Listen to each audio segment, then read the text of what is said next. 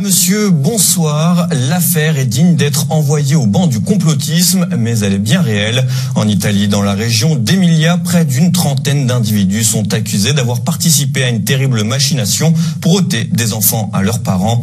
Ils étaient ensuite vendus à des familles d'accueil. Élise Blaise. Électrochoc, lavage de cerveau, abus sexuels, les détails de l'enquête italienne baptisée Angers Démon font froid dans le dos. Si les médias européens semblent faire l'impasse sur cette affaire, elle est suffisamment importante pour que le Premier ministre Giuseppe Conte soit amené à en parler lors de sa visite à Osaka pour le G20, estimant que si elles sont confirmées, les accusations sont effrayantes et choquantes.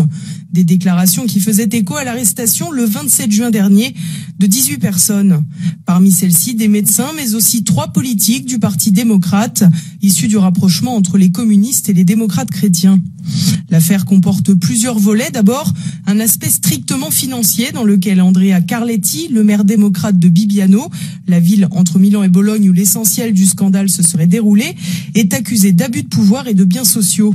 Il aurait en effet favorisé l'installation de 3 thérapeutes du centre d'études privées Hansel et Gretel dans une structure publique, engendrant donc un surcoût pour l'État. Mais au-delà des deniers publics, la fonction des 3 psychothérapeutes concernés a de quoi sidérer. En effet, leur travail consistait à manipuler des enfants pour les faire retirer à leur famille biologique. Pour ce faire, les dessins des mineurs réalisés pendant des entretiens auraient été modifiés pour y ajouter des connotations sexuelles et jeter des suspicions d'abus dans les familles. Les médecins se seraient également déguisés pour effrayer les enfants pendant les auditions. Encore plus troublant, les enfants auraient été soumis à des électrochocs dont la machine était présentée comme une machine à souvenirs. Une technique de manipulation mentale visant à créer de faux souvenirs d'abus sexuels, là encore dans le but d'argumenter le retrait des enfants de leur famille biologique. Des techniques tout bonnement hallucinantes quand on sait que plusieurs familles d'accueil sont précisément accusées d'abus sexuels sur les enfants placés. De là à penser qu'un véritable réseau pédocriminel se cache derrière l'affaire, il n'y a qu'un pas. Et le stratagème est d'autant plus terrible que le centre social était présenté comme un modèle de sauvegarde pour les mineurs avec des méthodes alternatives et innovantes. Le procédé était visiblement très bien rodé puisque le nombre de mineurs placés par les services sociaux du Val d'Enza depuis 2016 a littéralement explosé. Dans ce cadre, la responsable, Federica Aguinolfi, célèbre militante LGBT en Italie, aurait facilité l'adoption des enfants concernés par des couples lesbiens, à l'instar de sa compagne Fadia Basmagi. Une enquête a d'ailleurs révélé que la petite fille adoptée avait notamment l'interdiction de lâcher ses cheveux pour ne pas attirer les hommes. Au-delà de cette affaire précise, le ministre de l'Intérieur italien, Matteo Salvini, a réclamé l'ouverture d'une commission d'enquête sur les maisons d'accueil.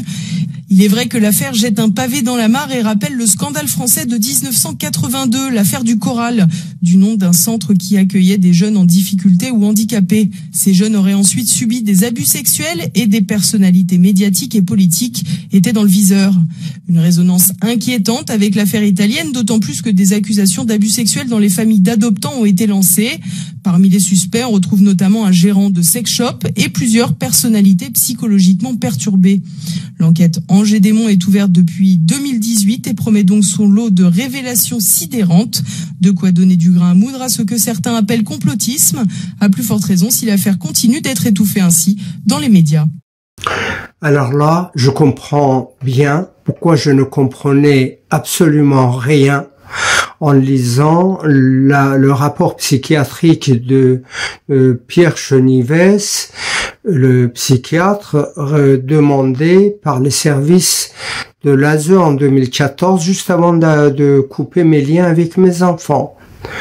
Là, je vais mieux comprendre, on va les lire ensemble.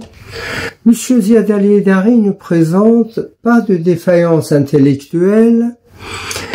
Il présente un niveau intellectuel moyen supérieur. L'évaluation étant clinique sans passation de test, les capacités cognitives sont tout à fait adaptées. Bon, ça je comprends. En revanche, en tant que la direction des services de l'ASE, ça ne m'intéresse pas. Il n'est pas ce jour trouvé de troubles thymiques, que ce soit de l'ordre d'un trouble anxio-dépressif ou d'un trouble uni ou bipolaire. Bon, ça je comprends aussi, mais ça n'a pas d'intérêt du tout. Il n'est pas trouvé ce jour de troubles psychiatriques en faveur d'une pathologie psychotique. Le rapport à la réalité est préservé. Il n'y a pas de troubles de cours ou de contenu de pensée. Il n'y a pas de signes dans la lignée délirante ou dans la lignée dissociative. Bon, ça aussi je comprends, mais en tant que la direction des services de l'ASE des Yvelines, je m'en fiche de tout ça, ça ne m'intéresse pas. On aura relevé la présence de traits de caractère, de personnalité marqués suivantes. Ah, là ça devient extrêmement important. Là, c'est écrit par un psychiatre. Donc là, même si je comprends rien, ça doit être extrêmement important. Bon, voyons voir. Hyperistasie interrelationnelle avec sensibilité exacerbée à tout ce qui le concerne. Ouh là là.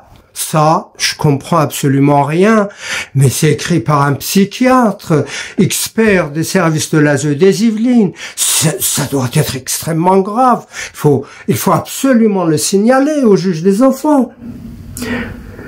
Orientation personnelle et finaliste du rationnement avec ratiocination et dimension de rigidité. Bon, là, c'est mortel. Là, il faut absolument couper tous les liens de Monsieur Hédari avec ses enfants.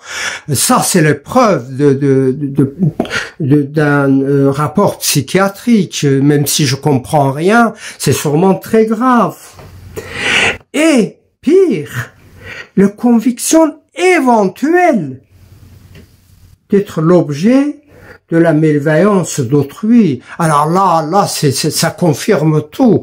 C'est que, bon, éventuel, on s'en fiche, mais que Monsieur Hédari aurait la conviction d'être objet de malveillance des services de l'ASE qui ont gardé ces enfants depuis 2011 sans raison et qui a supprimé tous les liens de Monsieur Hédari avec ses enfants.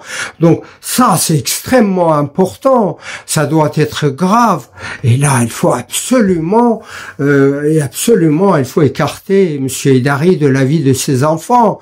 Merci les lanceurs d'alerte. Sans vos témoignages, je serais pas connu. Enfin, j'aurais pas pu comprendre cette expertise psychiatrique d'une grande importance.